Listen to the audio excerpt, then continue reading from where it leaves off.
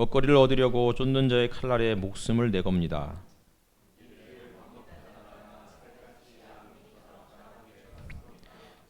시온에서는 여인들이 짓밟히고 유다 성읍들에서는 처녀들이 짓밟힙니다. 젊은이들은 맷돌을 돌리며 아이들은 나무찜을 쥐고 비틀거립니다.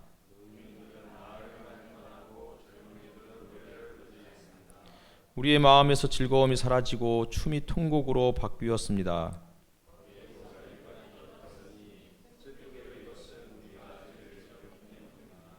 바로 이것 때문에 우리의 가슴이 아프고 바로 이런 것들 때문에 우리의 눈이 어두워집니다. 주 하나님 영원히 다스려 주십시오. 주님의 보좌는 세세토록 있습니다.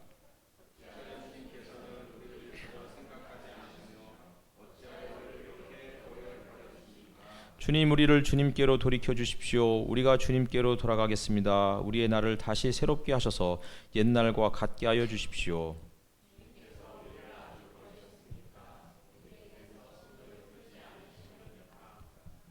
아멘. 반갑습니다. 장마가 시작이 됐어요. 말씀드렸듯이 서울은 열대야가 이제 시작이 되었고 8월에 있어야 할 열대야가 6월인데 생겼습니다. 그러니까 역대 가장 일찍 찾아온 열대야다, 이렇게 기사가 나왔습니다.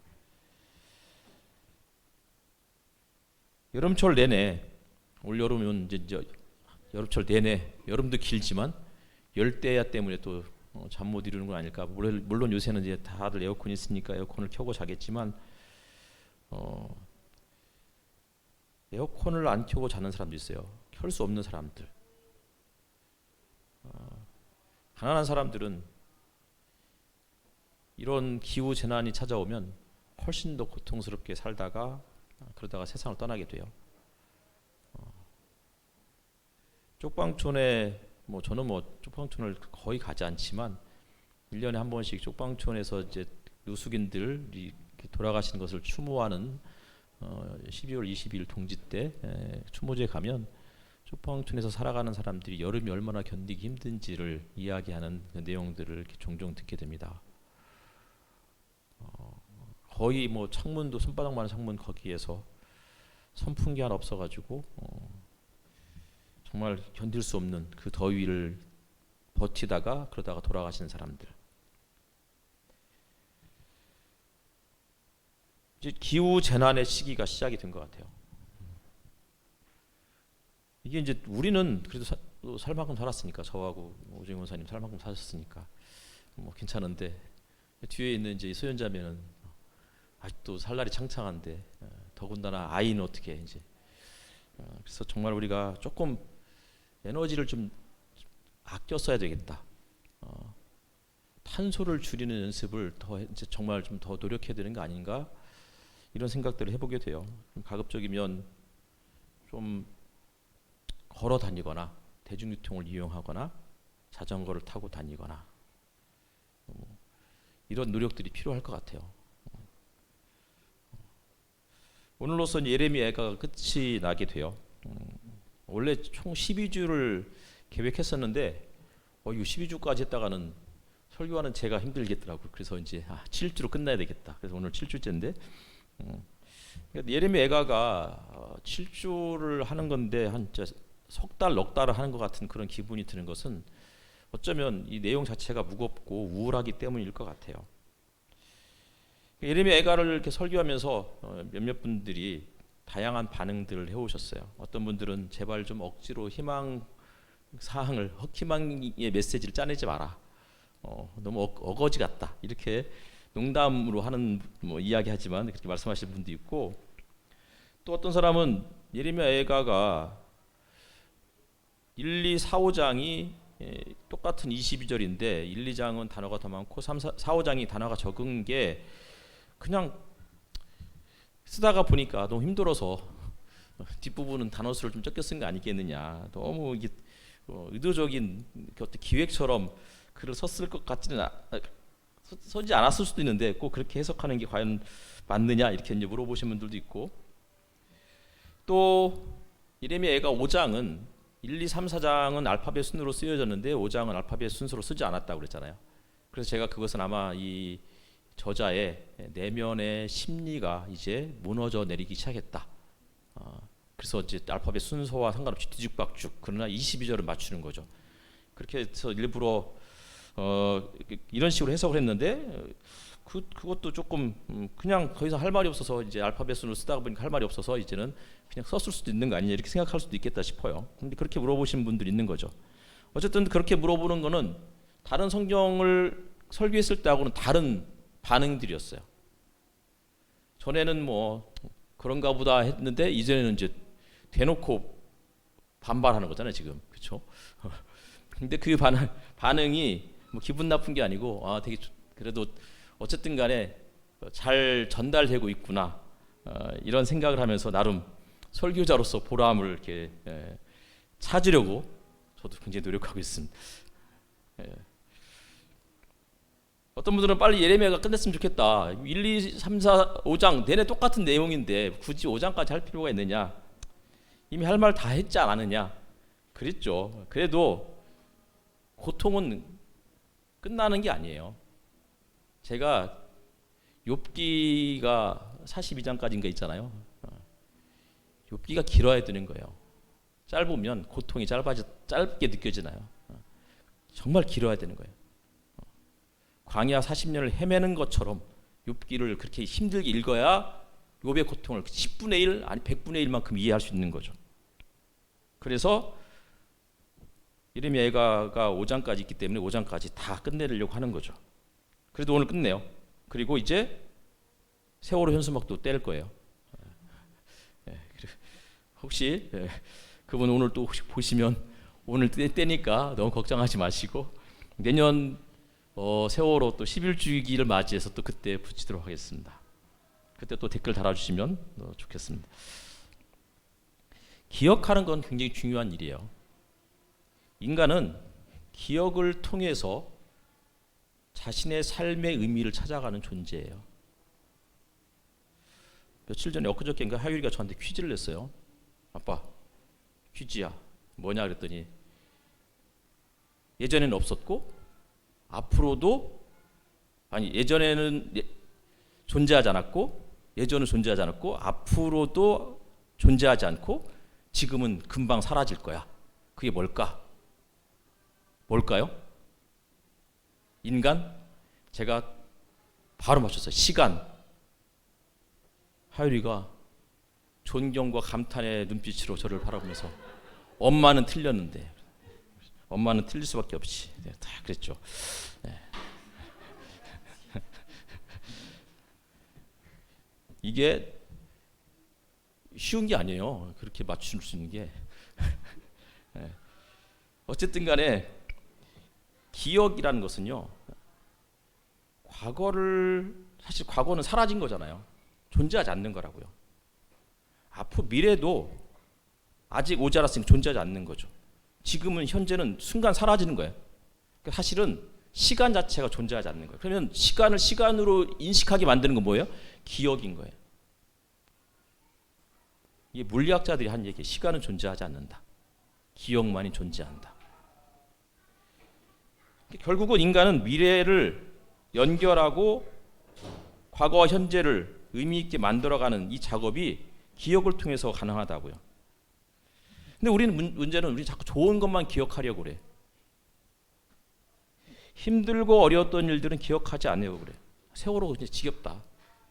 이렇게 생각하는 거죠. 그런데 그게 개인의 아픔이든 사회적인 참사든 그것을 함께 기억하고 함께 아파해야만 일상으로 돌아올 수 있어요. 이태원이 예전에 그 분위기로 회복되려면 함께 온 국민이 함께 아파하고 기념할 때 그 자리가 진정한 이태원 거리로 회복될 수 있다는 거예요. 어쨌든 인간의 기억이 그렇다는 거예요. 제가 예전에는 그러니까 꽤 오래전에 성서 해석학을 공부할 때 기억 혹은 회상이라는 이 개념을 가지고 논문을 쓰려고 했어요. 그래서 제가 그때 이제 제가 갖고 있었던 이제 그 핵심 개념을 회상의 해석학 이렇게 생각했고, 그걸 가지고 이제 박사 논문을 써야 되겠다라고 생각했었죠. 성서학자 중에서 굉장히 유명한 앤서니 시슬턴이라는 사람이 있어요. 두 지평이라는 책을 썼는데 워낙 대작이었고 성서학계에서는 큰 밀리언셀러 이상이 됐을 거예요. 근데 하여튼 앤서니 시슬턴이 두 지평이라는 책에서 하는 이야기는 그거예요. 두 지평, 다시 말하면 텍스트의 지평과 독자의 지평이 만난다는 거예요. 텍스트의 저자 혹은 텍스트와 독자는 시간의 갭이 있고 언어의 갭이 있고 문화적인 갭이 있어요. 그런데 어떻게 두 독자와 텍스트가 대화가 가능하냐? 그게 해석이라는 여지가 있기 때문에 가능하다는 거예요.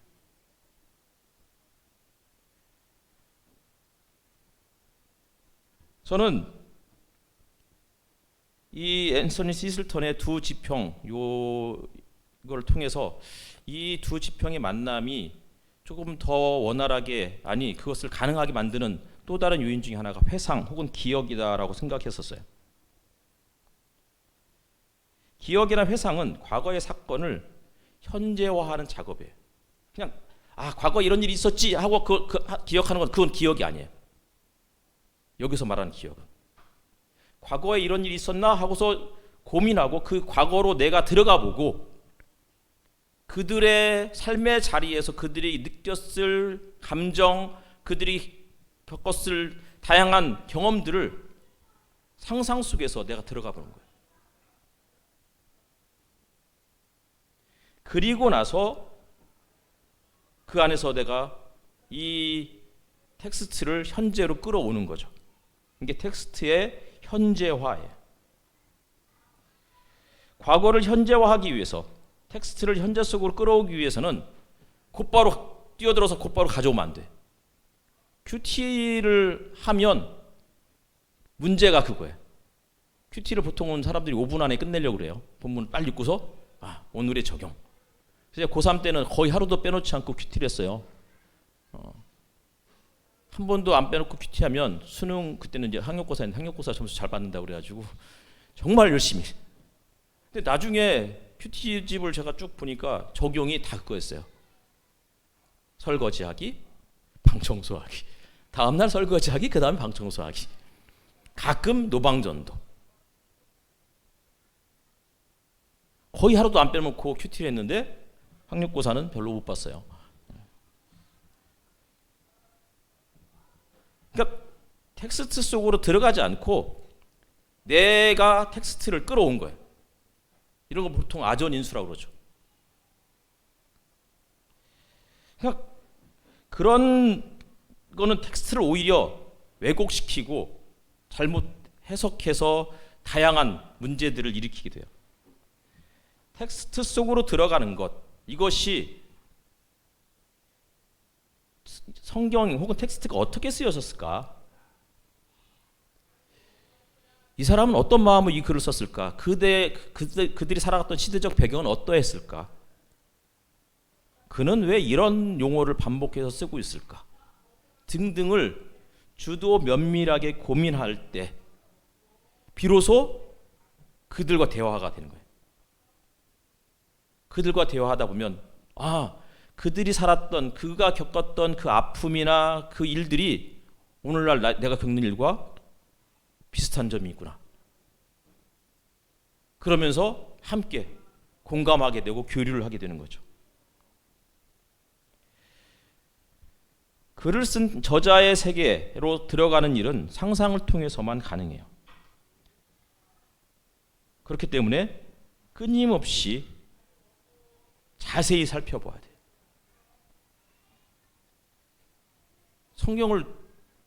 성경이든 뭐든 자세히 안 봐. 요새는 이제 다들 너무 그냥 빨리빨리 보잖아요.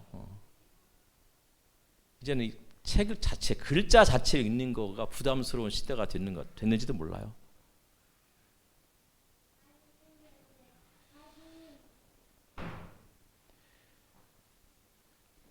깊이 생각하지 않으면 상상이 들 수 없어요. 깊이 들여다보지 않으면 공상에 그쳐요. 따라서 상상하는 것은 마치 나니아 세계로 들어가는 것과 마찬가지고 신화 속으로 들어가는 거예요.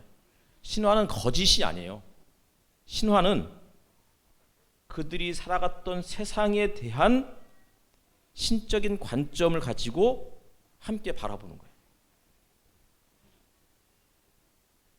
성경에서 기억이라는 단어가 굉장히 많이 나오는데 특별히 신명기에는 18번이 나와요. 그리고 시편에는 50번이 나와요. 신명기는 배경이 어디예요? 출애굽을 해서 가나안 땅에 들어가기, 가나안 땅을 목전에 둔 상황에서 신명기를 신명기가 쓰여졌는데 거기에서 계속 기억하라고 얘기해요. 뭘 기억하래요? 애굽의 종되었던 때를 기억하래요. 가나안 땅은 미래의 사건이에요. 아직 안 들어갔으니까. 미래에 들어갈 땅을 앞두고 과거를 기억해야 되는 거예요. 그럴 때 비로소 가나안 땅에 들어가서도 제대로 살 수 있는 거예요.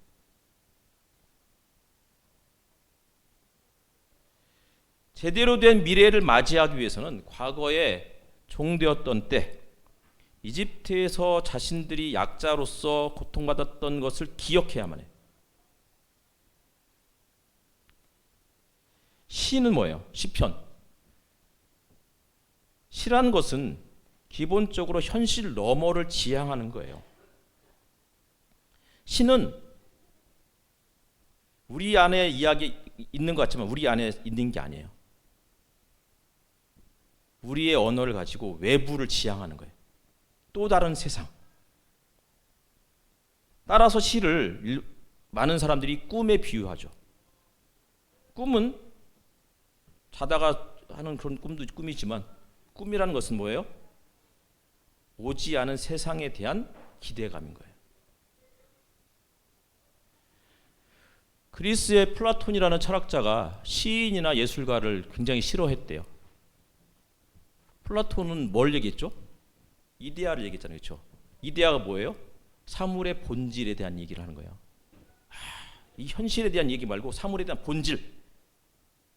이게 과연 뭘까? 이데아를 중시하다가 플라톤이 예술이나 시를 왜 싫어했을까? 플라톤이 보기에 예술이나 시는 허상이라는 거예요. 본질이 아니고. 그런데 근대에 접어들면서 칸트가 인간의 이성으로는 물 자체를 파악할 수 없다라고 했어요. 다시 말하면 인간은 이데아를 알 수 없는 거예요. 이데아를 알고 있다, 보았다라고 말하는 사람들은 다 사기꾼인 거예요. 내가 천국 갔다 왔습니다 이렇게 말하는 거 믿지 말라는 거예요. 설령 봤어도 이해 못해. 내가 본 천국 봤어도 저게 뭔지를 잘 몰라 사실은. 언어의 한계가 있고 인식의 한계가 있기 때문에 그래요. 플라톤이 시나 혹은 시인이나 예술가를 싫어한 이유는요. 플라톤은 완벽한 세상을 꿈꿨어요. 철인이 통치하는 세상. 그런 세상이 안정되게 유지되길 바랬어요. 그런데 시인이나 예술가는 어떤 사람들이에요? 현실에 대해서 불만을 품은 사람들이에요. 현실에 결핍이 있다고 생각하는 사람들이에요. 그러니까 이 세상의 언어가 아니고 또 다른 언어로 무언가를 이야기하는 거예요. 예술을 하는 사람들이 다 그렇잖아요. 여기에 불만족스러우니까 여기에 불만족하니까 어떻게 해요? 새로운 무언가를 끊임없이 만들어내려고 하는 거예요. 근데 만들어내는 게 그러면 그게 진짜냐? 가짜죠. 물론 플라톤이 말하는 것처럼 가짜죠. 하지만 진짜는 절대 그 누구도 만들 수 없다면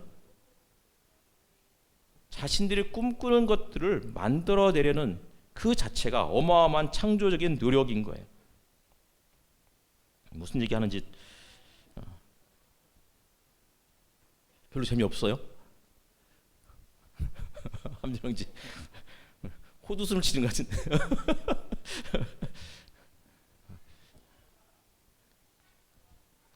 농담이에요? 혹시 또 집에 가서 또 목사님이 또 공개적으로 자기 망친 준 거 아니에요? 해본 소리야.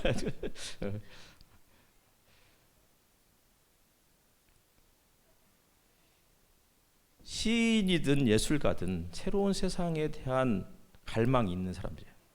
누구나 다 그런 세상에 대한 갈망이 있는데 특별히 현실에 대한 결핍을 느끼는 사람들은 그런 세상에 대한 갈망이 훨씬 더 큰 거예요. 그러니까 무언가를 만들어내죠. 그러니까 자꾸 기억하려고 하는 거예요. 새로운 세계로 들어가기 위한 과거에 대한 회상. 1절 볼까요? 한번 1절 같이 읽겠습니다. 시작.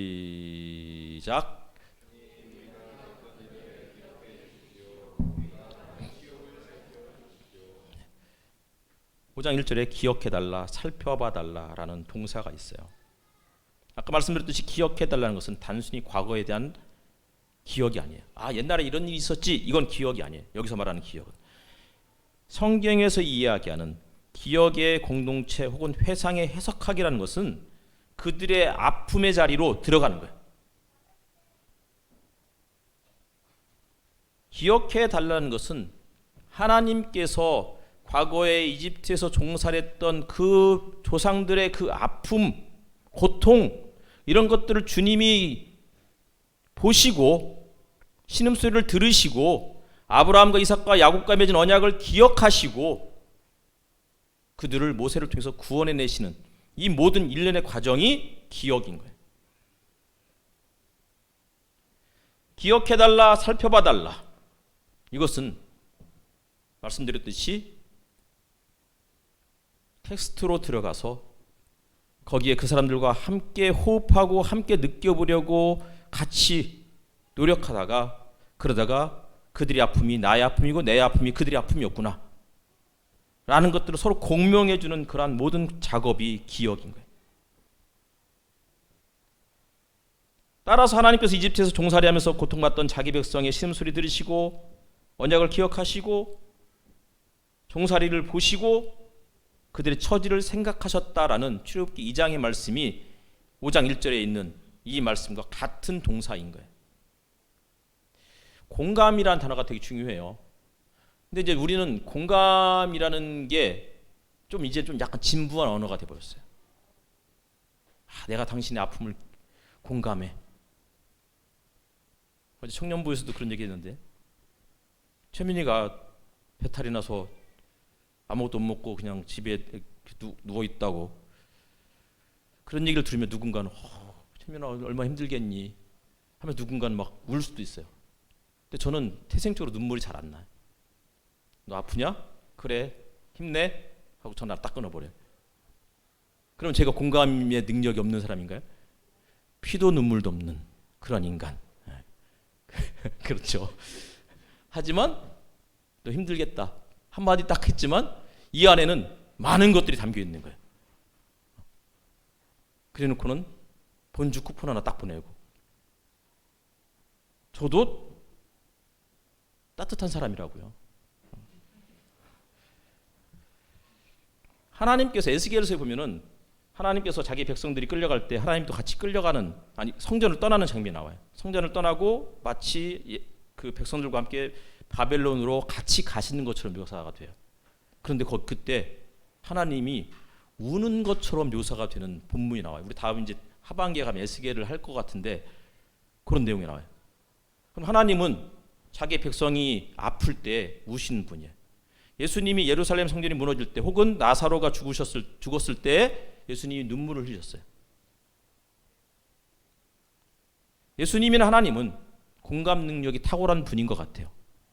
근데 맨날 아플 때 누군가 아플 때 옆에서 울어주는 그런 사람 필요하지만 그런 하나님, 그런 울기만 하는 하나님이라면 그런 하나님을 우리가 어떻게 믿겠어요? 옆에서 우는 다른 사람도 있는데 그냥 하나님도 그냥 하나님까지 우시면 감당이 더 안 되는 게 아닐까요? 하나님은 울지 마시고 차라리 우시더라도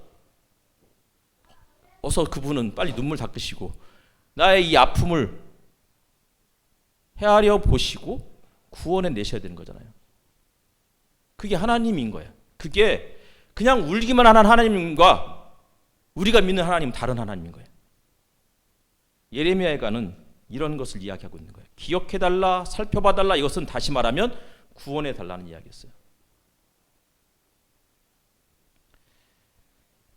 그래서 하나님은 모세를 보냈고 모세를 통해서 10가지 재앙을 통해 이집트를 심판하시고 자기 백성을 구원해 내셨어요. 근데 문제는 예레미야의 상황은 또다시 이집트에 종살이 했던 때와 똑같은 상황으로 그렇게 전락하고 말았던 거죠. 땅을 빼앗겨 버렸어요. 다시금 종의 신세, 노예의 신세가 되고 말았어요. 그래서 기억해달라는 거예요. 뭐요? 출애굽했을 때 그때처럼 지금 우리를 구원해 주십시오. 2절부터 10절까지는 백성들의 상황을, 비참한 상황들을 묘사해 주고 있어요. 땅을 잃었어요. 터전을 잃어버렸다고요. 자신들을 보호해 줄 부모와 지도자가 사라졌어요. 먹거리뿐만 아니라 물까지도 돈을 주고 사서 마셔야 되는 상황에 봉착하게 되었어요. 생존을 위한 몸부림을 치고 있는 거예요. 시편에 보면은 온유한 자가 뭐라고 했죠? 땅을 기업으로 갖는다고 했어요. 온유한 사람은 어떤 사람이에요? 온유한 사람은 사회적 약자들, 그들에게 공감하고 그들을 배려하는 사람인 거예요. 어제 이제 청년들하고도 이런저런 얘기 나누다가 남자와 여자의 차이, 그러니까 능력이란 게 과연 뭐냐? 그랬을 때 힘이 세고 머리가 좋고 이런 것들이 지금 요구하는 능력이 아니고 배려하는 게 능력이다 그랬어요. 똑똑한 게 능력이 아니고 남을 배려할 줄 아는 것. 온유는 신온유가 아니고 온유는 신온유가 아니고 남을 배려하는 마음인 거예요. 시편과 민수기에 온유에 대한 이야기가 여러 번 나오는데 특별히 모세는 온유함이 지면 위에 승했기 때문에 하나님께서 그 온유한 자에게 땅을 주기로 했어요. 그리고 그 땅에 들어가게 되면 어떻게 하라고요? 그 안에 과부와 고아들, 나그네들을 잘 대접해라 그랬어요. 그런 사람들이, 가난한 사람들이 항상 너희 주변에 있을 거지만 그들을 끝까지 환대해주고 격려해주고 함께 살아가라. 그게 온유였어요. 그래야만 그 땅에서 영원토록 살 수 있다, 영생할 수 있다라고 이야기했어요. 그런데 이스라엘에서 그 온유함이 사라졌어요. 사회적 약자를 무시했고 차별했고 배제했고 혐오했어요. 그러자 결과는 땅을 빼앗기고 말았어요. 3절의 말씀처럼 과부와 고아들을 환대했어야 되는데 그렇게 하지 않자 자기들이 과부와 고아가 되고 말았어요. 4절에 보면 우리 물인데 돈을 내야 마실 수 있게 됐대요. 예수님은 소자에게 냉수 한 그릇 대접하는 것을 말씀하셨어요.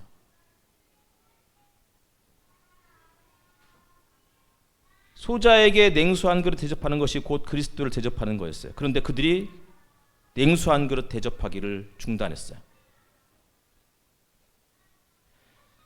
광야에서는 값없이 만나와 메추라기 물을 먹고 마셨는데 이제는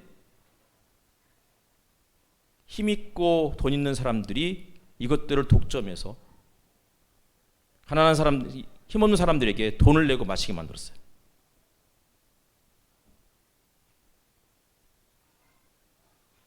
이사야는 말하죠. 너희 목마른 자들아 물로 나와라. 돈 없는 자도 와라. 너희는 와서 사 먹되 돈 없이 값 없이 와서 포도주와 젖을 사라. 예수님은 수가성 여인에게 내가 주는 물은 영원히 목마르지 않는 생명수다라고 말씀하셨어요. 그리고 7장에서는 명절 끝날 곧 큰 날에 누구든지 목마르거든 내게로 와서 마셔라 라고 말씀하셨어요. 그러니까 물을 마신다는 거는요, 거저 마신다는 것은요, 땅을 얻는다는 거예요. 땅을 얻는다는 것은 배려하고 돌보고 보살피는 행위인 거예요. 새로운 세계에 가나안 땅은 그런 곳이어야만 했어요. 8장, 요한복음 8장에 가면은 가늠한 여인이 나오죠. 성전이에요, 배경이. 근데 사람들이 그 여인을 향해서 돌로 치라고 했을 때 예수님은 목마른 자에게 거저 물을 주시는 분으로서 그 여인에게도 거저 물을 주셔요. 용서하셨죠. 그러자 그 여인이 이제 여인의 뜰, 성전 뜰에서 머물 수 있는 자격을 얻게 되었어요. 그런데 문제는 이 일 때문에 예수님은 성전에서 쫓겨나게 되죠. 그리고 성전에 쫓겨나서 구장에 딱 가면 쫓겨나자마자 성전문을 딱 나섰는데 거기에 날 때부터 소경된 사람이 있었어요. 그래서 그를 다시 성전 안으로 들여보내시면서 실로암에 가서 눈을 씻어라 라고 말씀하셨어요. 그리고 요한복음 10장에 가면 예수님이 성전 봉헌절, 수전절 혹은 한우카에 솔로몬 주랑 혹은 회랑을 건의셨어요. 성전이라는 게 어떻게 봉헌되어야 되느냐라는 것들을 사장부터 계속해서 보여주고 있는 일련의 사건인 거예요. 뭐예요? 물을 주라는 거예요. 거저 물을 주라고.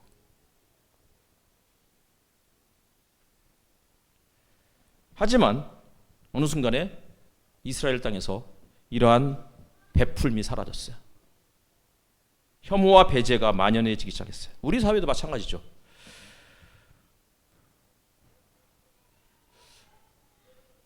대전 지역이 타 도시보다 혐오와 배제가 더 심하다라는 이야기를 최근에 듣게 되었어요. 거룩이라는 이름으로 사회적 약자를 무시하고 차별하고 배제하는 이런 일들이 횡행하고 있어요. 그거를 누가 거룩한 방파제라고 그러던데 나중에 아시게 될 거예요. 5절을 보면 우리의 목에 멍에가 매어 있어서 지쳤으나 쉬지도 못합니다. 멍에가 뭐예요? 짐을 지는 도구잖아요. 짐을 지고 땅을 일굴 때 필요한 거죠. 근데 예수님이 뭐라고 하셨어요? 수고하고 무거운 짐진 자들아 다 내게로 오라. 내가 너희를 쉬게 하리라. 예수님은 멍에를 벗기시고 더 나아가서 자신의 멍에를 함께 짊어지자고 말씀하고 있는 분이에요. 그런데 약자들의 멍에를 짊어지지 않으려고 하자 결국은 모든 것을 다 빼앗겨 버렸다고요. 쉼은 어디서 얻는 거냐면요, 함께 짐을 짊어지는 데서 얻는 거예요. 예수님처럼 함께 내 멍에를 메고 내게 배우라. 그리하면 너희 마음이 쉼을 얻으리니. 멍에는 종살이 노예를 상징하죠. 6절 먹거리를 얻어서 배불리려고 이집트와도 손을 잡고 아시리아와도 손을 잡았습니다. 먹고 살기 위해서 부지런히 일을 하는 거 되게 중요해요. 반드시 그렇게 해야 돼요. 노력하지 않고, 제가 지난주에 동물의 왕국 봤는데 숫사자에 대한 설명을 하면서 그렇게 나레이터가 얘기했어요. 숫사자는 가끔씩 집에 온대요. 맨날 어슬렁거리고 떠돌아다니다가 배고프면 와가지고는 와서 암사자들이 사냥해 온 것을 뺏어 먹거나 할 일 없이 누워서 빈들거리고 어슬렁거리고 잠만 자는 하등의 쓸모도 없는 존재들이다. 이렇게 이제 이야기를 하더라고요. 쓸모가 있긴 한데 그 부분에서는 그랬다는 거예요. 먹고 살기 위해서 정말 열심히 노력해야 돼요. 그런데 하지 말아야 될 게 있어요. 뭐예요? 먹고 살기 위해서 아시리아와 이집트와 손을 잡아서는 안 된다는 거예요. 그들과 손을 잡는다는 건 뭐예요? 그들의 종이 된다는 거예요. 광야에서 만나만 먹는 것이 지겨워서 이집트의 마늘과 부추, 고기가 그리워서 다시 이집트로 돌아가겠다고 하는 것과 같은 행동이라고요. 그게 재앙이죠. 아까 뭐 편 목사님도 얘기하셨지만 우리 남궁현 형제가 십수년간 진짜 수억 대의 빚을 이번 주 목요일 날 다 갚는 이제 그런 날이에요. 그리고는 이제 드디어 2박 3일 동안 홀로 십수년 동안 처음으로 여행을 가겠대요. 그래서 처음 여행을 가는 거기 때문에 가방도 없어서 가방도 샀다고 그러고 호텔도 예약했다고 그러고, 그래서 다들 왜 혼자 가냐, 같이 가자, 아니 같이 가라, 뭐 그렇게 얘기도 했었죠.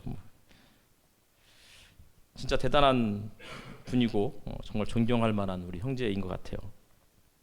정말 열심히 노력했고 정말 포기하지 않고 그렇게 애쓴 결과 정말 축하받아 마땅한, 존경받아 마땅한 분이다라고 생각이 들었어요.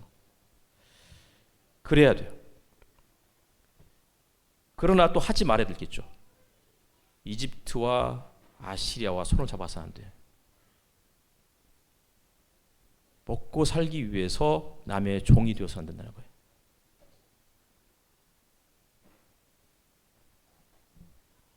(15절) 볼까요? 시간이 별로 없어서 제가 읽겠습니다. 15절. 우리의 마음에서 즐거움이 사라지고 춤이 통곡으로 바뀌었습니다. 머리에서 면류관이 떨어졌으니 슬프게도 이것은 우리가 죄를 지었기 때문입니다. 이사야 61장에는요. 시온에서 슬퍼하는 자에게 화관을 주어 그 죄를 대신하며 기쁨의 기름으로 그 슬픔을 대신하며 찬송의 옷으로 그 근심을 대신하시고 그들이 의의 나무 곧 여호와께서 심으신 그 영광을 나타낼 자라 일컬음을 받게 하려 하심이라. 이사야 61장은, 그러니까 이사야 55장부터는 분위기가 희망의 분위기예요. 바벨론에서 귀환하는 상황이거든요. 하지만 예레미야 애가는 바벨론으로 끌려가는 상황이에요. 그러니 61장의 희망의 노래가 예레미야가 5장에서는 절망의 노래로 바뀔 수밖에 없는 거죠. 이렇게 절망적인 상황이 계속 이어지는 중에 갑자기 19절을 이야기하고 있어요. 19절은 한번 읽어보겠습니다. 자, 시작.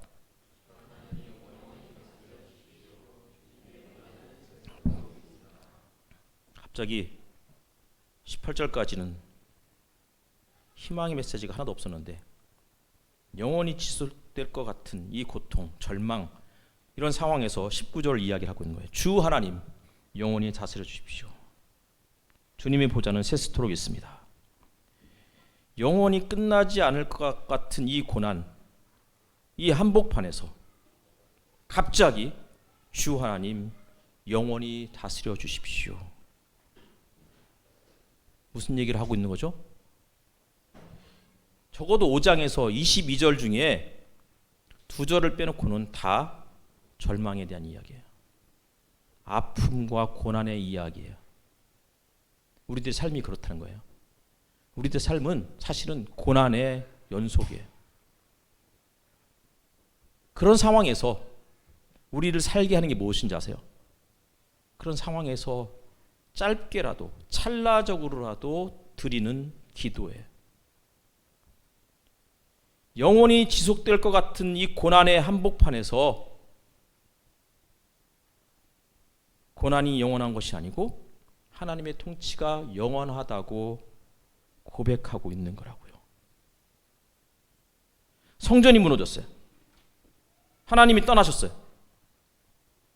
하나님이 이제 이곳에 안 계신 것 같아요. 그럴 때 하나님의 보좌를 바라보는 거예요. 성전은 하나님의 발판이었는데 하나님의 보좌는 하늘에 있잖아요. 하늘 성소를 바라보면서 주님의 보좌가 영원토록 있습니다. 고백하고 있는 거예요. 그렇게 고백했으면 끝나야 되잖아요. 아멘하고 끝났어야 되는데 20절이에요. 어찌하여 주님께서는 우리를 전혀 생각하지 않으시며 어찌하여 우리를 이렇게 오래 버려두십니까? 기도했는데 갑자기 현실을 바라보니 현실은 뭐예요? 또다시 고통인 거예요. 믿음이 없어서 기도할 때는 믿음의 고백을 하다가 갑자기 20절에는 어떻게 영원히 우리를 이렇게 버려두십니까? 라고 하면서 믿음이 떨어진 게 아니고 현실이 그렇다는 거예요.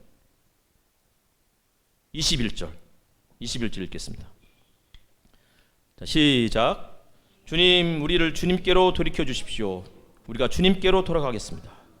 우리의 날을 다시 새롭게 하셔서 옛날과 같게 하여 주십시오. 다시 또 기도하고 있어요. 영원토록 끝나지 않을 것 같은 이 절망의 한복판에서, 영원히 우리를 버려둘 것 같은 상황에서, 주님, 우리를 주님께로 돌이켜 주십시오. 우리가 주님께로 돌아가겠습니다. 예전처럼 우리를 새롭게 회복하여 주십시오. 그리고 예레미야가 딱 끝났으면 할렐루야하고 끝났을 것 같아요. 그러나 22절이 또 있어요. 22절 다시 읽겠습니다. 자, 시작.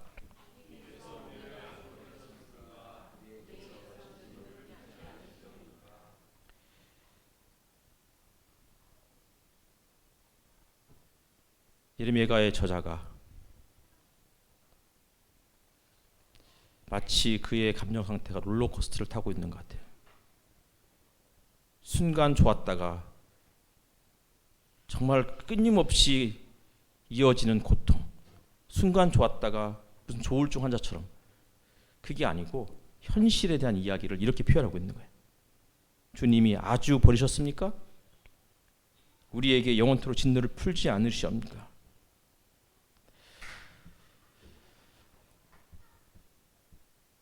기도는 새로운 세계를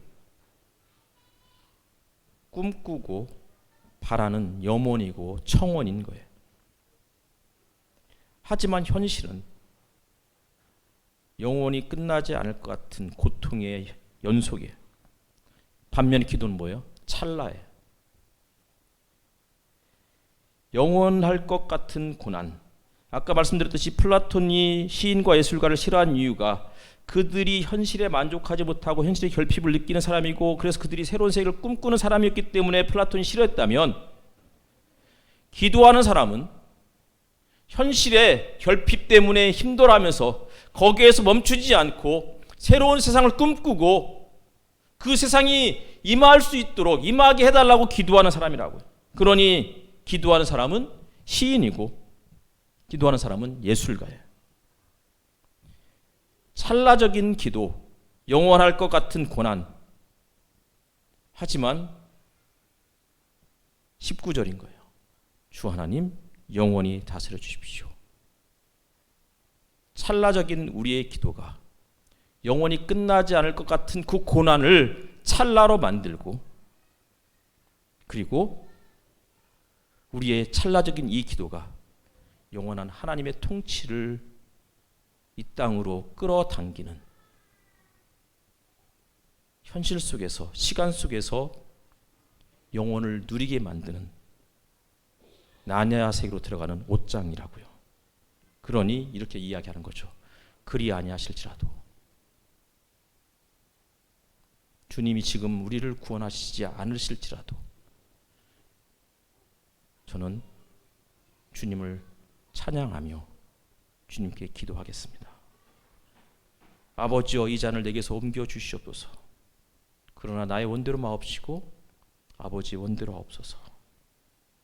그 기도가 비록 찰나였지만 그 기도가 우리를 영원으로 이끄는, 하나님 나라로 이끄는 견인차임을 우리가 믿고 끝까지 명심하며 살아가는 저와 여러분이 되었으면 좋겠습니다. 기도하겠습니다.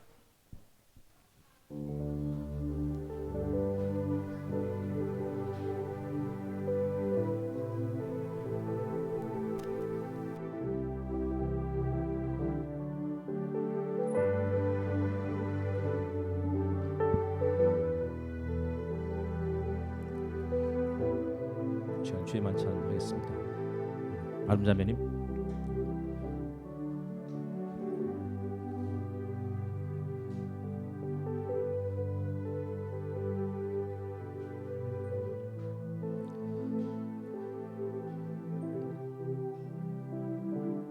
성찬은 예수께서 우리를 초대하는 환영의 자리입니다. 부족한 우리를 초대해 주시고 환영해 주시는 예수님을 통해 우리는 하나님을 환영하고 이웃을 환대합니다. 성찬을 통해 우리는 하나님 나라의 기쁨을 맛볼 것입니다. 또한 성찬은 우리의 죄인됨을 돌아보는 회개의 자리입니다. 성찬을 통해 우리가 넘어질 수 있고 예수님을 부인할 수 있는 연약한 자임을 인정하고 고백합니다.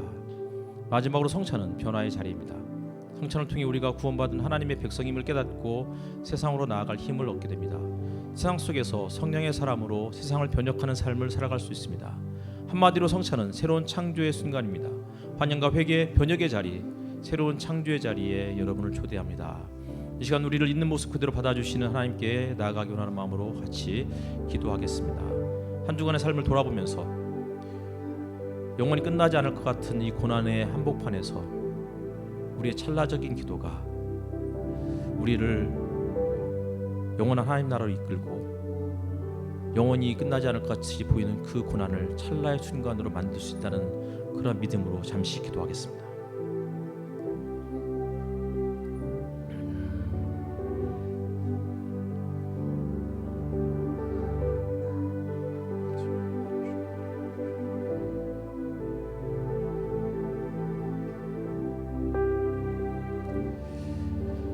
이 시간 하나님의 자녀가 된 형제 자매가 같은 빵과 포도주를 먹고 마시게 되는 것에 감사하는 마음으로 함께 찬양드리겠습니다.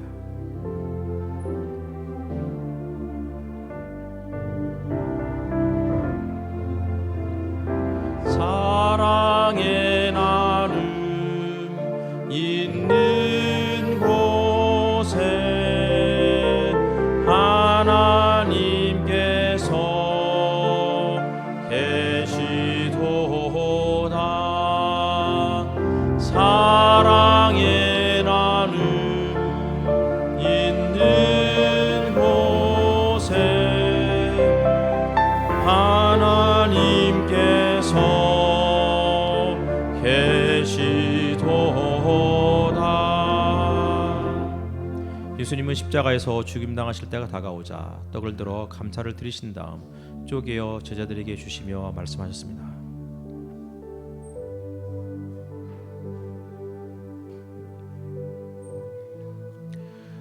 너희는 모두 이것을 받아 먹어라. 이는 너희를 위하여 내어주는 내 몸이다.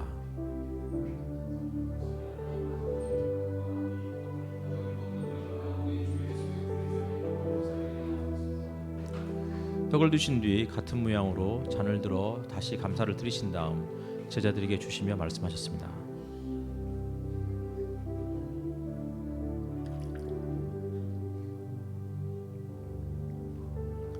너희는 모두 이것을 받아 마셔라. 이것은 새롭고 영원한 계약을 맺는 내 피의 잔이니 죄를 사하여 주려고 너희와 모든 일을 위하여 흘리는 피다. 너희는 나를 기억하여 이를 행하라.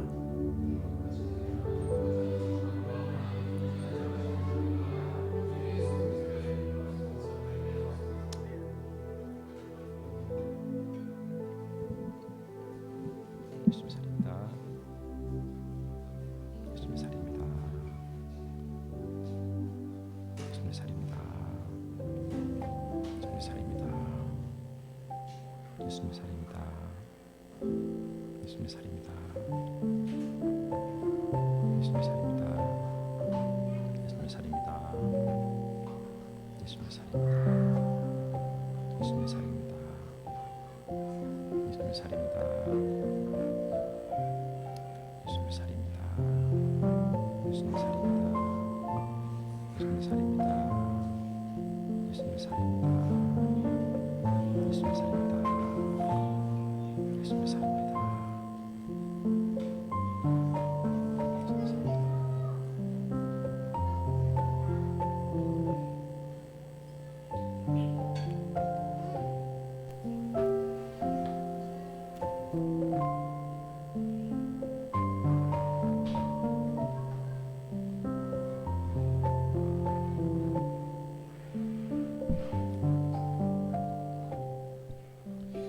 잠시 기도하겠습니다. 아버지 하나님, 힘들고 어려운 이 현실이 영원히 지속될 것 같을 때 하나님, 우리의 짧은 기도가 우리를 영원한 하나님 나라로 인도해 주시고 우리의 고난을 종식시켜 주시옵소서. 이 모든 말씀을 예수님 이름으로 기도하옵나이다. 아멘. 반갑습니다. 우리 앞뒤 좌우에 계신 분들 돌아보시면서 인사 한번 나누시겠습니다.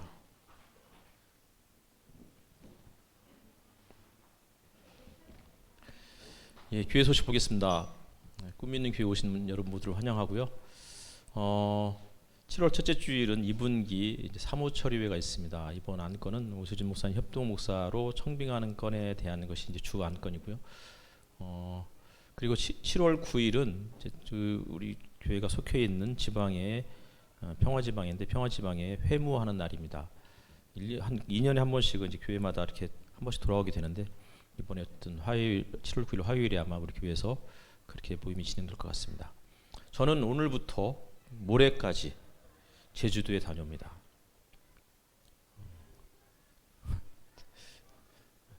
반응들이 그래도 뭐 이렇게 와 부럽다라든지 뭐 그런 게 있어야 되는데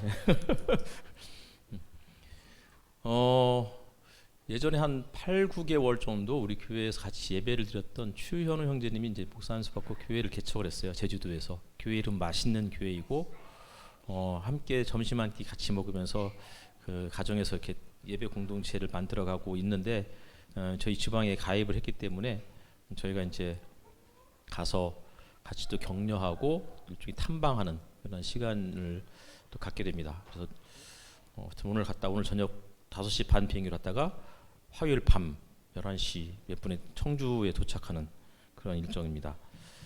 여러분께서 부러워하지 않아도 되는 게 장마철입니다. 제주도에 비가 많이 온다고 그러더라고요. 오늘 식사로 이현아 안혜진 성도님께서 수고해 주셨고 다음 주 식사 정명원, 오정희, 이지영, 김선아, 이충만 성도님이시고 오늘 설거지 최민혜, 구강민, 이소연, 조한별 성도님, 다음 주에는 황경인, 남궁혁 성도님이십니다. 지난주 청소로 윤정민, 배효진, 이현아 성도께서 수고해 주셨고 이번 주에는 이재화, 이민영, 김현자, 남궁혁 성도님이고 2부 성찬, 이규영 형제님들 다음 주 오실 수 있나요? 예. 안 되면 뭐 자매님이 대타로 하시겠습니다. 알겠습니다. 다른 광고 없으시면 우리 다 같이 아까 천정희 자매님 아까 기도했던 것처럼 그 다리 골절로 지금 한국병원에 입원 중에 있습니다. 다 같이 자리에서 일어나셔서 파송의 노래 부르시고 공동 헌금 기도 및 축도로 아니다 파송의 노래 했죠 제가 예. 정신이 없네.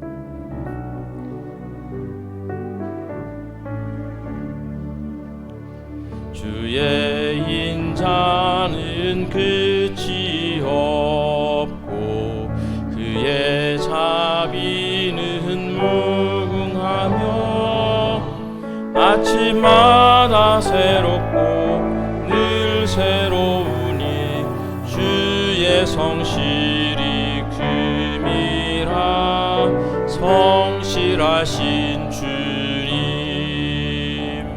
주의 인자는 끝이 없고 그의 자비는 무궁하며 아침마다 새롭고 늘 새로우니 주의 성실이 금이라 성실하신 축도하겠습니다. 오늘 우리의 예배 가운데 함께 하신 하나님, 우리의 예배를 받으시고 우리를 통해 영광 받으시기를 기도합니다. 우리가 드리는 헌금을 통해 꿈 있는 교회가 건강하게 세워지도록 인도해 주시고 어려운 형제 자매를 돌보는 일에 우리를 사용하소서. 예수께서 가르치신 삶의 모본을 따라 이번 한 주간도 예수의 제자로 살아갈 용기와 힘을 허락하소서. 예수의 제자로 살아가기 위해 성령께서 우리 가운데 함께 하시고 우리 위에 거하시고 우리 앞에서 인도하시고 우리 뒤에서 보호하시며 우리를 통해 하나님의 뜻을 이루어 가소서. 주 예수 그리스도의 은혜와 하나님의 사랑과 성령의 사귐이 꿈이 있는 교회 공동체 식구들과 함께하기를 빕니다. 아멘.